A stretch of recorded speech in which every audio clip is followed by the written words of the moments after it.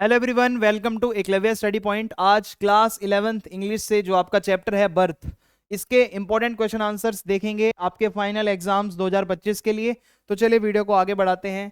तो अगर आपकी कोई क्वेरी है आप इंस्टा पे पूछ सकते हैं। अगर आपको हमारे पीडीएफ नोट्स को डाउनलोड करना है तो उसके लिए आप टेलीग्राम ऐप डाउनलोड करके हमारा ग्रुप ज्वाइन कर लें, क्लास 11 ESP। यहाँ पे आपको सभी सब्जेक्ट्स के नोट्स मिलते रहेंगे। आप हमारी वेबसाइट www.eklavyastudypoint को भी विजिट कर सकते हैं। तो अब हम बढ़ते हैं आज के हमारे पहले क्वेश्चन की तरफ। वो है, देखो चैप्टर का नाम है बर्थ। बर्थ का मतलब क्या है? जब जन्म होता है किसी का। तो इससे पता चलता है ये चैप्टर में बताया जा रहा है कि कुछ ऐसा चलेगा जहां पे किसी का जन्म होगा। तो देखो, what emotional conflict is Andrew mention dealing with before he arrives at the Morgan's house. ठीक है, जो एंड्रयू मेंशन है उसको क्या इमोशनल कॉन्फ्लिक्ट, क्या ऐसी चीजें थी जो कि वो आने से पहले फील कर रहा है।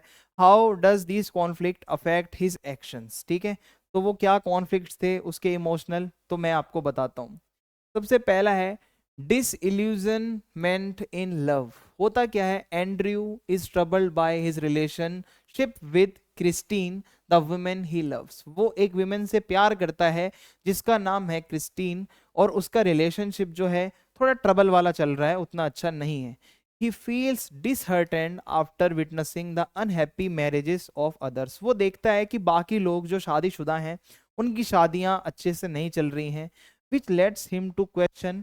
वो अपने आप से सवाल पूछता है whether true love and happiness in relationships are even possible। क्या ऐसा होता भी है, सच्चा प्यार होता हो, या फिर ये जो रिलेशनशिप्स हैं ये अच्छे से चलती भी हों।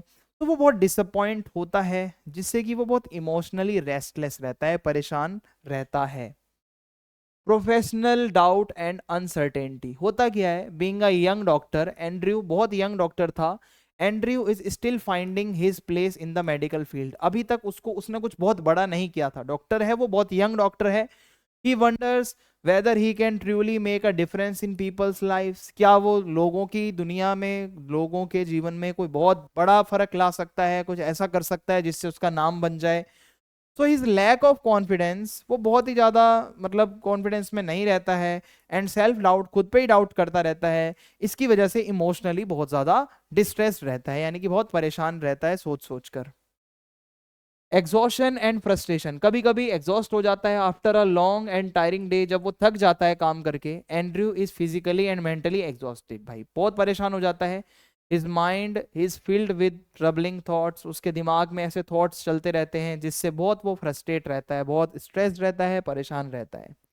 Impact of his emotional conflict on his actions. अब इसका इम्पैक्ट क्या पड़ता है उसके काम पर, जब वो कोई भी काम करता है तो उसके कितने भी पर्सनल स्ट्रगल हो, Andrew does not let his emotions interfere with his duty. ठीक है, कितना भी स्ट्रेस में हो, उसकी ड्यूटी है एज अ डॉक्टर, उसमें वो चीज को नहीं लाने देता। When he reaches the Morgan's house, जब वो मॉर्गन के घर पहुंचता है, वो देखता है the mother in labour and the new born appearing still born. यानी कि जो मम्मा है उस बच्चे की, वो बहुत तंग है, दर्द में है। बच्चा जो अभी पैदा हुआ है लग रहा है कि वो बिल्कुल ऐसे, उसमें जान नहीं है। तो his focus shifts entirely to the crisis. वो अपनी परेशानियां भूलकर अपनी ड्यूटी में घुस जाता है। His exhaustion and personal conflicts disappear. वो अपने खुद की परेशानियां, प्रॉब्लम सब भूल जाता है, अपने पूरे एनर्जी एफर्ट्स लगाता है मम्मा और बच्चा, जो मदर और चाइल्ड है, उसकी जान बचाने के लिए। तो हिज रिलेंटलेस एफर्ट्स, जो वो एफर्ट करता है उससे बेबी को वो बचाने की कोशिश करता है। इससे पता चलता है वो कितना रिस्पॉन्सिबल है। In the end his success in bringing the baby to life, जो वो बच्चे को एकदम सेव कर लेता है, सेव कर लेता है, बचा लेता है, तो उसको बहुत हैप्पी फील होता है। अपने प्रोफेशन को लेकर टेंशन वो भूल जाता है। अगला क्वेश्चन है, what critical decision does Andrew face when the child is born lifeless. जब बच्चा पैदा होता है तो उस टाइम पे वो कौन सा डिसीजन लेता है एंड्रयू, क्योंकि वो बच्चा ऐसा लग रहा था मानो एकदम उसमें जान ना हो। And how does he prioritise his actions between the mother and the baby. वो मम्मा को बचाने में, मदर को बचाने में ज्यादा ध्यान दे रहा है या बेबी को बचाने में। तो ये आपको समझना है क्या डिसीजन उसने लिया।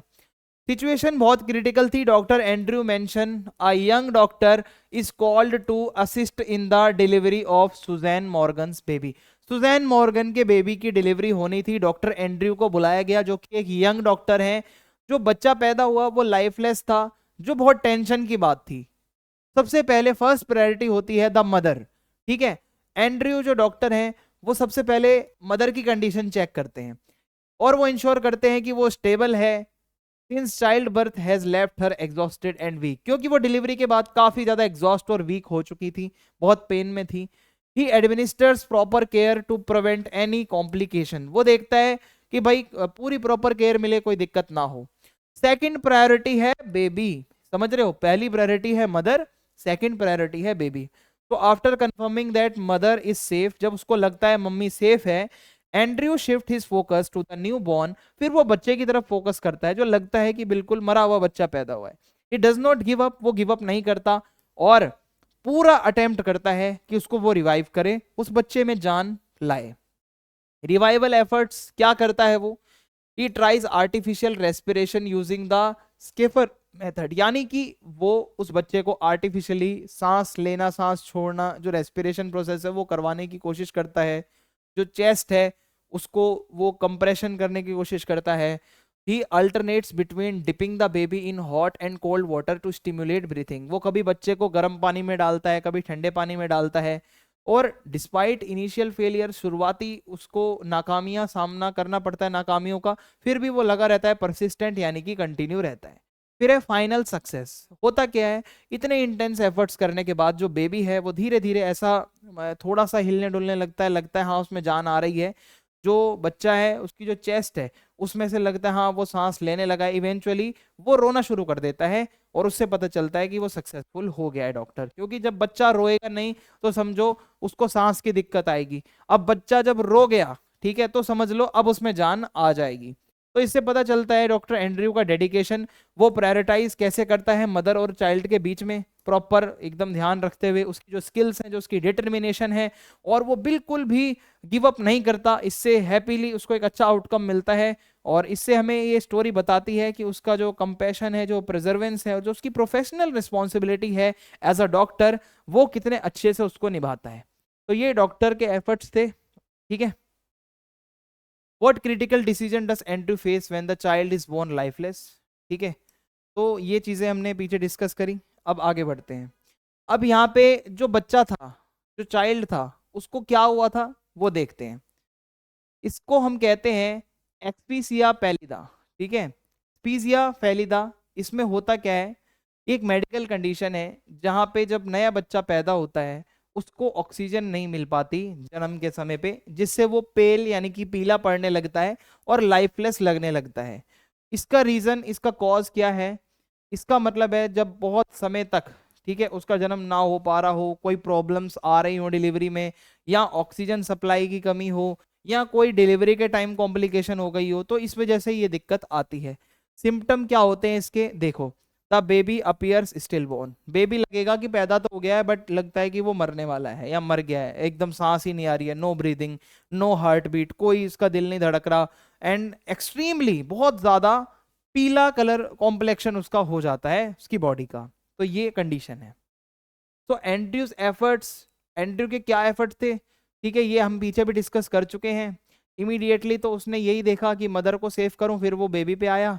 फिर उसने जो एयरवे होता है, यानी कि जहां से हम सांस लेते हैं सांस छोड़ते हैं, जो हवा जाने की जो नली होती है उसको साफ करने की वो कोशिश करता है।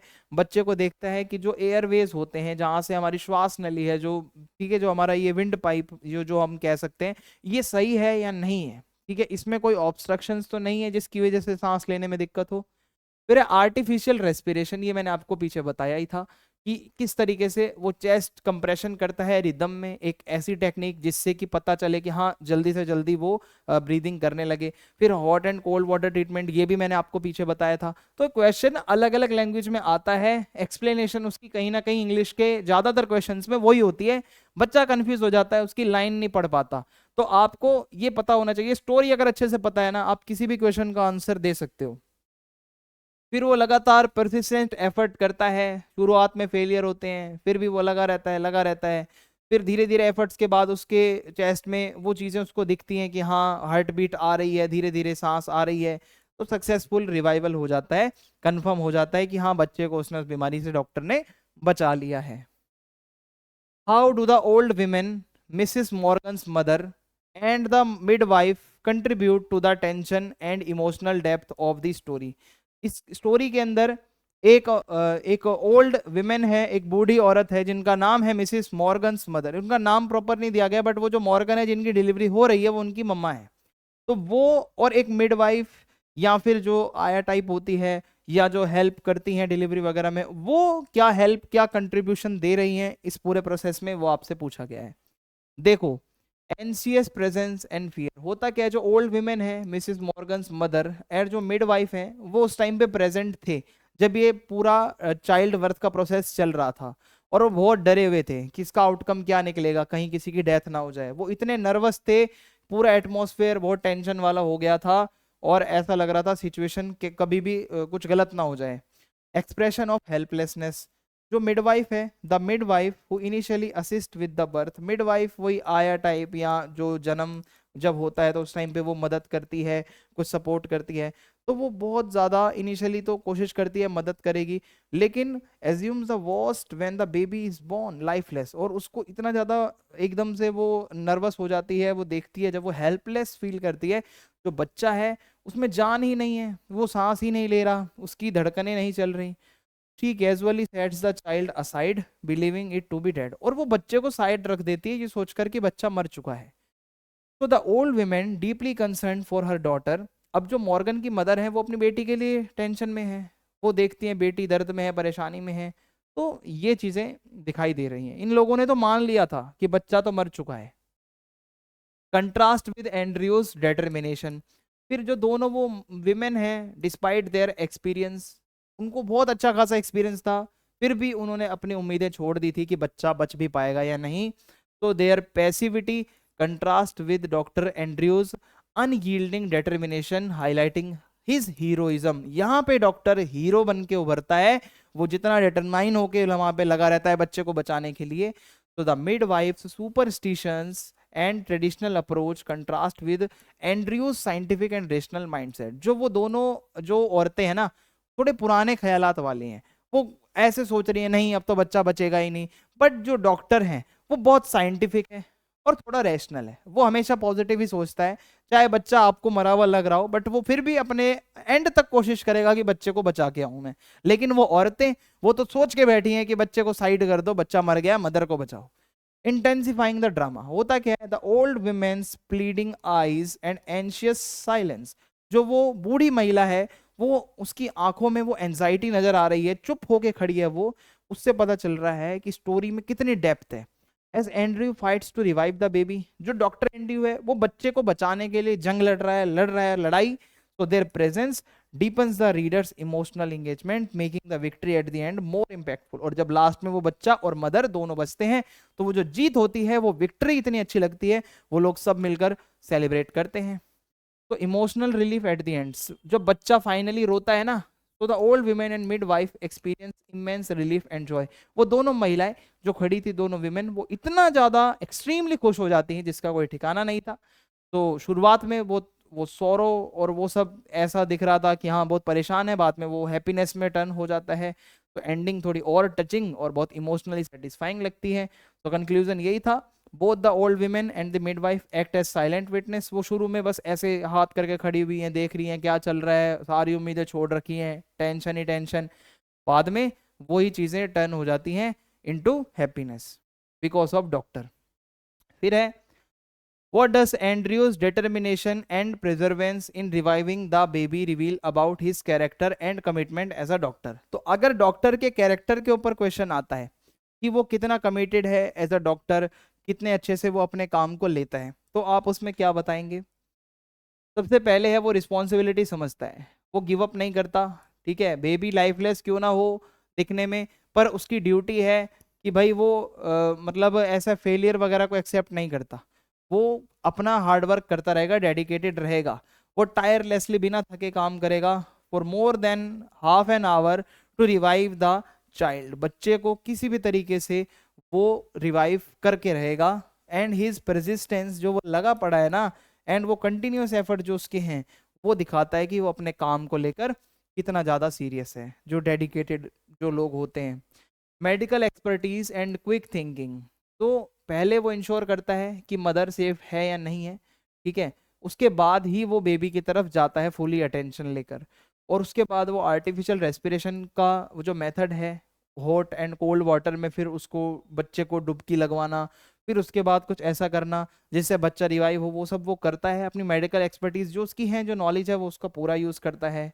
इमोशनल स्ट्रेंथ एंड करेज, जो उसकी मिडवाइफ है, जो वहाँ मतलब उसकी मिडवाइफ नहीं सॉरी, वहाँ पे जो भी वो काम करती है, ठीक है, उसको मिडवाइफ कहा गया है।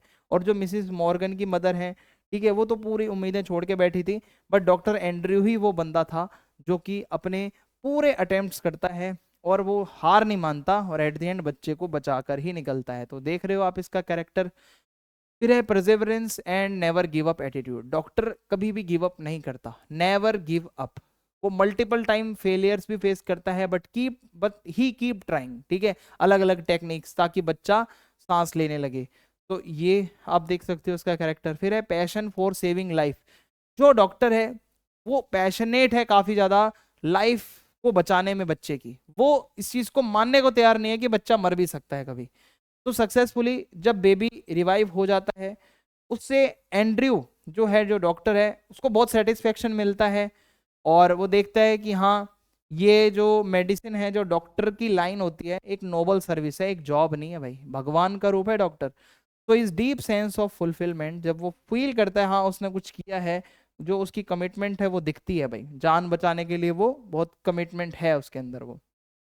वाई डज एंड्रयू से, जो डॉक्टर है वो ऐसा क्यों कहता है कि hi I have done something, oh God I have done something real at last. उसने ऐसा क्यों बोला? अब आपको कहानी की शुरुआत में याद हो तो मैंने बताया था ये एक यंग डॉक्टर है, इसने लाइफ में कुछ इतना बहुत बड़ा नहीं किया था, लेकिन अब इसने ये जो किया ना, बच्चे को बचाया, ये लाइफ की पहली अचीवमेंट है इसकी। तो डॉक्टर एंड्रयू फील करता है कि मैंने सक्सेसफुली बच्चे को रिवाइव किया। यूजुअली उसका जो मेडिकल वर्क था, उसमें उसका रूटीन जो था वो बहुत अलग था, वो रोज डिप्रेस रहता था, टेंशन में रहता था, उसके प्रोफेशन में कुछ बहुत बड़ी अचीवमेंट ऐसी नहीं थी दिखाने को उसके पास। अब उसको फील होता है कि हाँ मैंने कुछ अचीव तो किया है। Validation of his efforts. As a young doctor he had face self doubt. बहुत बारी आपको याद होगा वो डिप्रेशन में रहता था, खुद पे डाउट करता था, अपने प्रोफेशन को लेके स्ट्रगल कर रहा था। तो ये जो सक्सेस उसको मिली, इससे उसका कॉन्फिडेंस बूस्ट हो गया एंड उसको पता चला कि हाँ भाई, मेडिसिन की जो लाइन है ना, इसका एक पर्पस है, मैंने एटलीस्ट लाइफ में आज कुछ किया है और वो भी कुछ रियल किया है। Emotional and professional growth. फिर है दिस एक्सपीरियंसेस स्ट्रेंथेंस। ये जो एक्सपीरियंस उसने लिए, ये जब जो उसने देखा बच्चे को जिंदा करना, ये इससे क्या होता है, और उसका विश्वास बन गया डॉक्टर की फील्ड में, मेडिकल फील्ड में, अब वो और डेडिकेटेड हो गया। जो ये खुशी थी ना एक लाइफ को बचाने की, ये उसकी पास्ट की सारी फ्रस्ट्रेशन वो भूल गया। अब वो अपने काम पे वापस से ध्यान देने लगा। ये एक रिवॉर्ड था उसके लिए कि बच्चे को बचाना मीन्स उसका सारा पास्ट का सब टेंशन वेंशन खत्म। तो how this night shapes his outlook on life and medicine.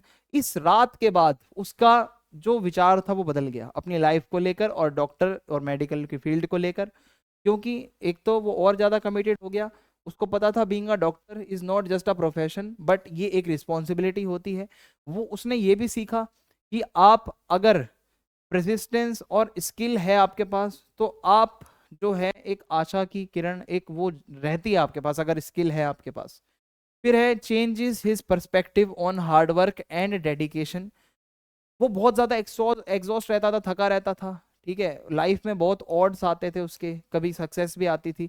इससे उसको पता चलता है असली सक्सेस मिलती है जब आप रेलेंटलेस एफर्ट्स करते हो, प्रिजर्वेंस आपके अंदर होनी चाहिए, लगातार बिना थके जब आप एफर्ट करते हो।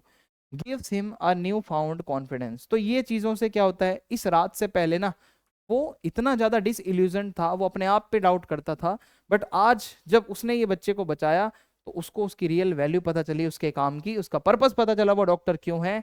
और उसको पता चला कि हाँ मेरे अंदर एक नया कॉन्फिडेंस आ गया है, अब मैं किसी की भी जान बचा सकता हूँ।